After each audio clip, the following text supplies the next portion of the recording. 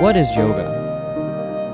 You might be one of the millions who has taken a yoga class and perhaps even mastered the peacock pose, or maybe the downward dog pose. You might do yoga for physical benefits or to rest your mind, but yoga has a lot more to offer for your deeper consciousness and higher awareness.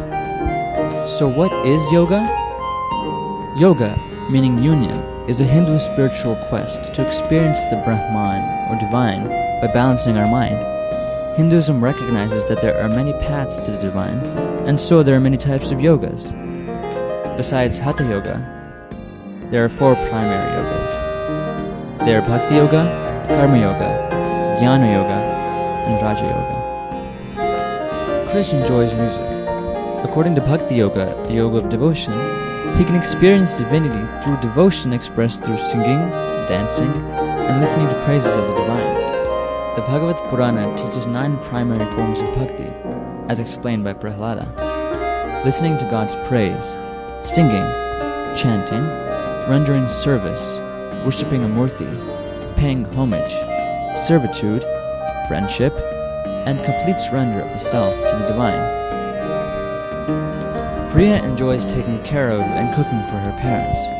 According to Karma Yoga, the yoga of service, she can experience the divinity through selfless service. This is done by acknowledging the divinity in everyone and by regarding all her actions as worship. Bhagavad Gita says the best form of service is service that is performed without being attached to the fruits of one's activities. One should act as a matter of duty because by working without attachment, one attains the divine. Aurel enjoys meditating and studying Hindu scriptures. According to Jnana Yoga, the yoga of knowledge, he can experience the divine by meditating on scriptural teachings to realize truth from untruth. Through Viveka, by experiencing inner knowledge and insight, he can differentiate between the eternal and temporal. The syllable Om is the Brahman, the impersonal absolute of Hinduism. Realizing it, one finds complete fulfillment of all of one's longings. Dolly enjoys meditation. According to Raja Yoga, she has to cultivate her mind before she starts the practice of meditation. Yoga Sutra of Patanjali advises living a moral life, purification of the body through Hatha Yoga, and pranayama, detachment from sense objects and concentration to prepare the mind for meditation. When the mind has been trained to remain fixed on a certain internal or external location, there comes to it the power of flowing in an unbroken current, as it were, towards that point. This state is called dhyana, or meditation. Yoga at a higher level can be anything that leads you to divinity. The 4 yogas are not mutually exclusive, and a true yogi combines the different approaches to suit his needs to realize the divine. Make yoga yours and discover the divinity in you. When the 5 senses are still, when the mind is stilled, when the intellect is stilled, that is called the highest state by the wise. They say yoga is this complete stillness, in which one enters the unitive state, never to become separate again. If one is not established in this state, the sense of unity will come and go.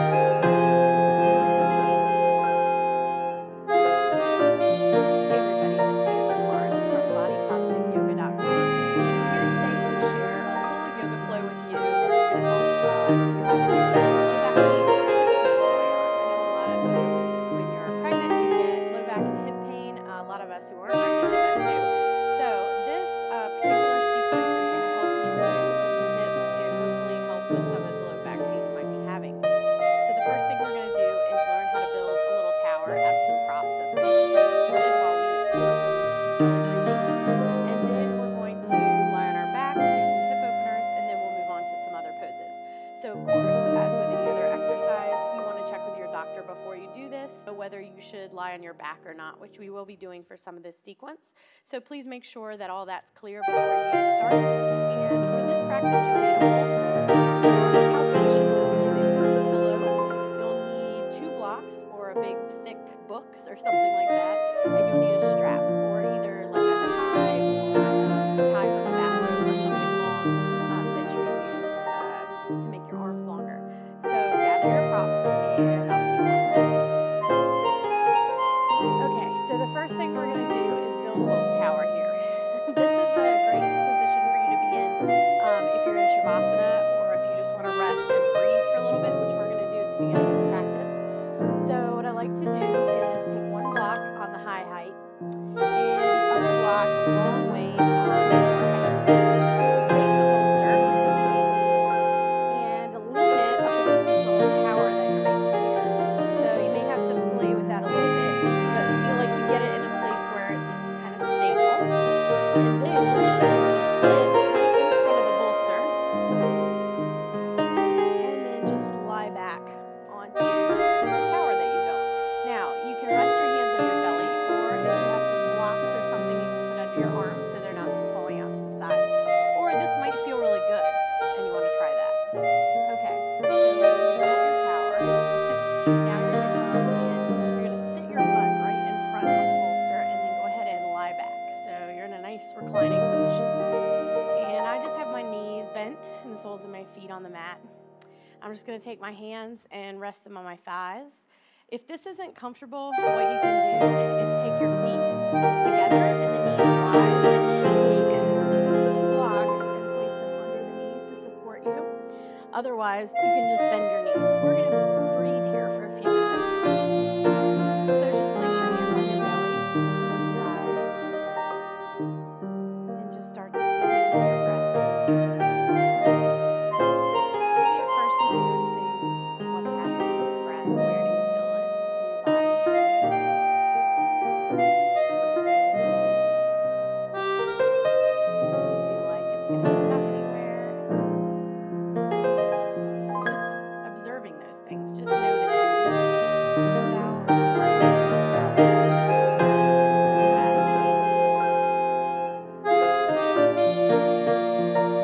Next time you draw a breath in, just invite the breath to rise up your throat, all the way down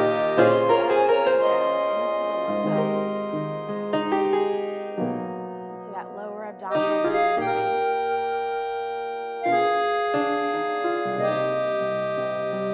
Feel the belly rise as you take an inhale breath and fall back down as you take an exhale breath. Notice what other sensations you might be able to feel. Maybe your back pressing into the bolster, your sit bones grounding down into the floor.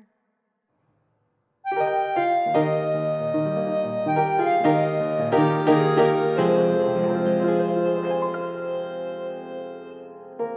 really deeply inhaling, filling the belly up, and then drawing the lightly towards the spine, and exhale to draw all the air out. Really contract the diaphragm before you reach for another inhale.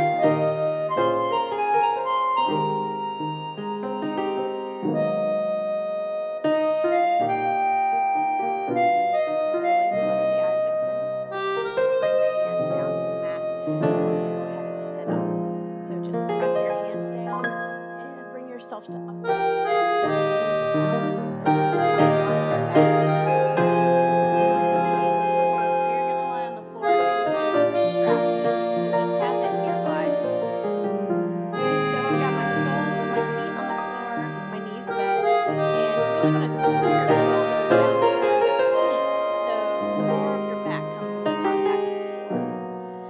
So I'm just going to place my hands on the floor, maybe widen my feet to almost the width of my mat, and just crawl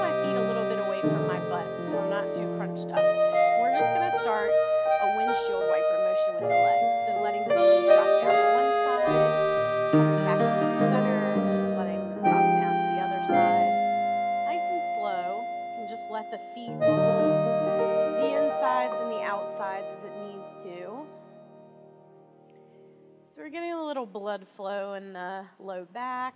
We're starting to take the hips, their range of motion. And if you'd like to create a little vinyasa here, sync up the breath with the movement. It's an inhale breath as you come up through center, and then exhale as you go down to one side. Inhale as you come back up, exhale back down to the other side. So keeping with that deep belly breath that we did before. And then go ahead and come to center. So I'm just going to scoot my feet in a little bit. I'm going to pick up my right foot and bring my knee toward my chest, and then go ahead and start to do some hip circles. So when I come close to my body, I'm bending my knee, and then as you go away from your body, you're going to extend the leg. So just let your hips rock from side to side. We really want to take the leg through the full range of motion here. And just do it nice and slow and step on that release. Go ahead and switch directions. Continuing to breathe.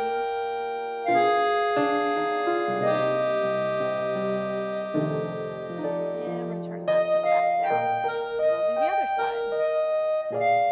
Think about scooping the head of your femur into your hip socket, like you're kind of trying to get the last little bit of peanut butter out of that jar. Scooping around. Get the synovial fluid moving and the joints. Warm up the joints. So a lot of times if we have back pain, it's because our hips are super tight. For those of us who are carrying children, our center of gravity is a little bit off, so our body doesn't quite know what to do with itself. All right, so once you finish that side, you're going to return both feet down to the mat. And then we'll go ahead and take the strap. We want to loop the strap around the ball of the foot and take the leg straight up into the air. So we want the leg long and the arms long. So if you're trying to be really close by to your face and your knee is bent and you're straining up off the floor, that's not what we want. So take your leg as far away from your face as you need to until you can have the leg completely straight. So for some of us, our hamstrings are talking to us right now, and that's okay. Just breathe into the hamstring. It's kind of just a little imagination experiment. Inhale deep into the belly, and then as you exhale, see if you can imagine sending the breath to wherever you're feeling the sensation, wherever you're feeling the stretch. Just hold here and breathe for a few minutes. If you like, you can take that other leg and lengthen it along the floor and really press out through the heel so that the foot doesn't go lazy and just fall off to the side. Really press through the heel. If you do that and it hurts your low back, just keep the knee bent. All right, so we'll take both sides of the strap in the left hand. Take your right thumb and put it into your right hip crease so you can sort of roll that hip away. And then just come across your body about 3 or 4 inches, and you're going to feel some sensation in the outside of this right leg. If you come over like this and your hip rolls up off the ground, you went too far. And just breathe here.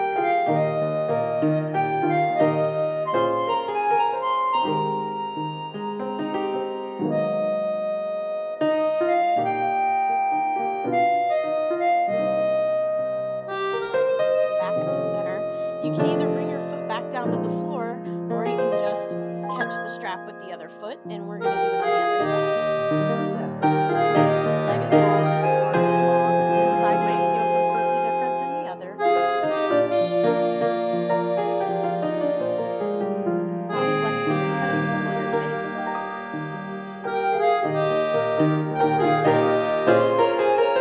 Notice if the kneecap is kind of to the center, to the midline of the body, or if your leg has splayed out to one side or maybe to the inside even.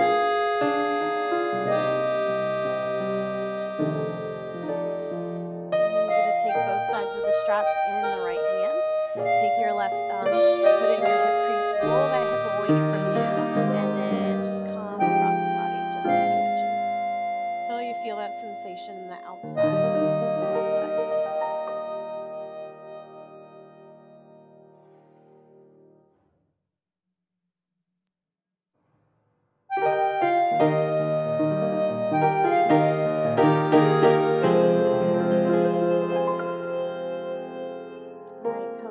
center. You're gonna let go of the strap, bring that foot back down. This time, and you're gonna bring your right knee into your chest, and then take the knee wide, like out towards your armpit or towards your shoulder. And then you're just gonna bring the lower leg up toward the ceiling. And I'm gonna show you with a strap.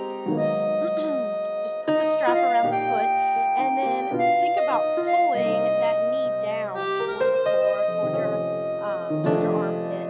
Now, you want to make sure that this hip stays down. We don't want to roll over to one side. So maybe even take your hand and press that hip down and get this knee to pull out to the side. But the main thing we want to work on is bringing that knee down toward the floor.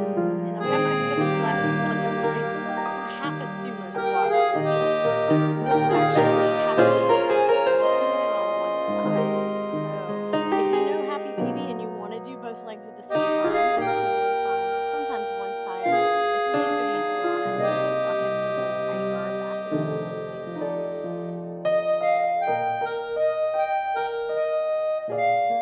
Alright, so we're going to remove the strap. We'll do that on the other side. Bring your left knee up and out toward your armpit. Lasso your foot. And go ahead and find that on the other side. So really bring the knee down toward the shoulder, toward the floor. Keep this hip down.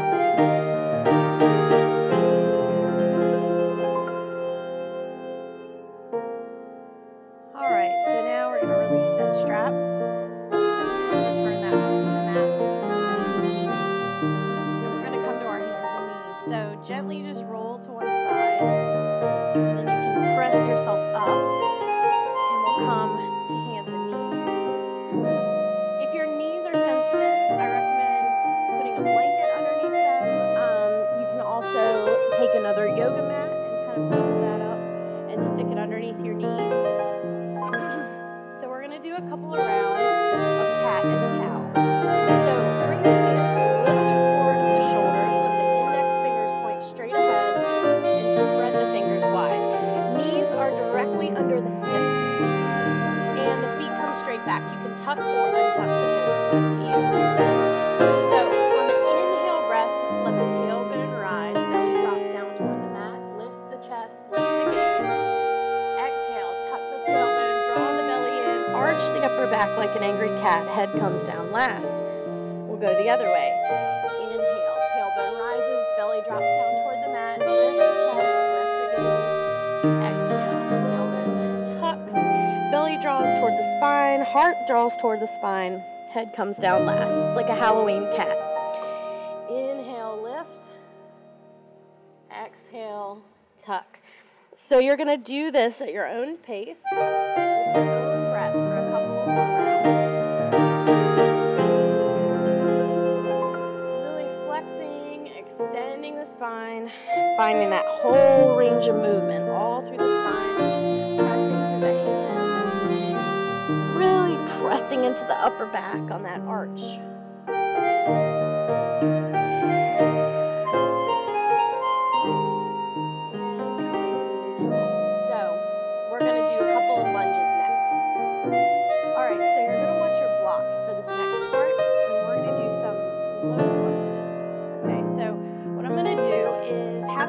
To kind of give me a little bit more room to get my legs through, especially if you have a belly or then you're going to want to not kind of run into yourself here. So I'm going to take both blocks and bring them kind of to the left half of my mat, and then step my right foot forward. And I'm using the blocks that have my chest lifted up. My right toes are pointed straight ahead. My left knee is down on the mat, and I've got my toe extended. You can tuck that toe if you want, or keep it long. And then I'm just going to start to drop my hips down toward the mat. So the main thing you want to check for is this knee, we don't want to go past the ankle. So if that happens, you just need to scoot your foot forward. Really press down equally through your foot and also through your knee, so you're rooted down to the mat.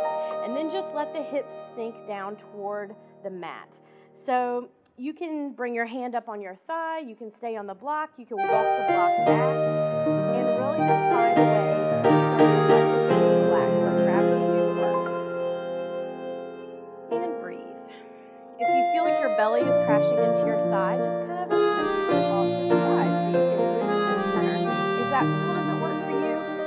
crawl your right foot a little more toward the side of your mat so you've got a little wider base for your lunge.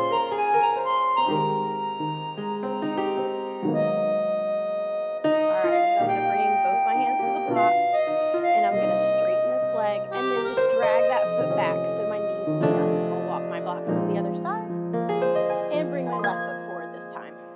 So again, I'm just going to make sure that I'm stable here, and then I'm going to start to sink my pelvis down towards the mat. Now for me, it's a little more comfortable to bring my hand up to my thigh and kind of give myself a little bit of leverage here, or you can keep your hands on the blocks. Maybe it will be more comfortable if you really start framing your foot. Just experiment, see what feels good to your body. Make sure you make room for your belly, so you're either going to kind of just move everything to the center or crawl your foot out toward the side of the mat. Lift the chest, let the pelvis sink down toward the mat, opening up through the hip flexors.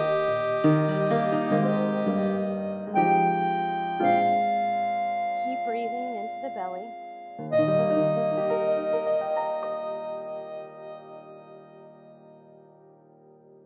Good.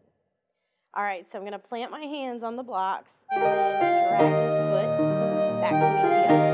I'm going to come to standing, so I'll bring my blocks out in front and then just step one foot up and step the other foot up. So you kind of come into a low forward fold here.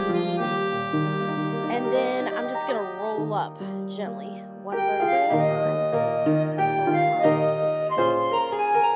We're going to do a couple of poses here that are really great for the hips and the low back, standing poses. And so the first one we're going to do is Parsvakonasana, side angle pose. To come into this, you're going to stand facing the long side of your mat, and then go ahead and widen your feet to a wide-legged stance. Turn your right toes out so they face right to the short side of your mat, and the left toes in. About 30 degrees. You might have to play with the angle of that foot. See what's comfortable for you, your knee, for your hip. And then what we're going to do is bend into this front knee. Again, make sure the knee doesn't come past the ankle. If it does, just crawl that foot forward a little bit. Take your right forearm, place it on your right thigh, put your left hand to your hip, and swing your chest open. So this is a twist, and it's also a lunge, and it's a lot of things, but we really want that twisting motion. So your shoulders are stacked one over the other. Use that leverage of your arm on your thighs and get your chest open. And then you can lift your arm straight up into the air. Take a moment here. Breathe. And if you'd like, you can try taking that arm up and over the ear with the palm facing the floor. So this way you have one long line from your back heel all the way up the side body and out that arm.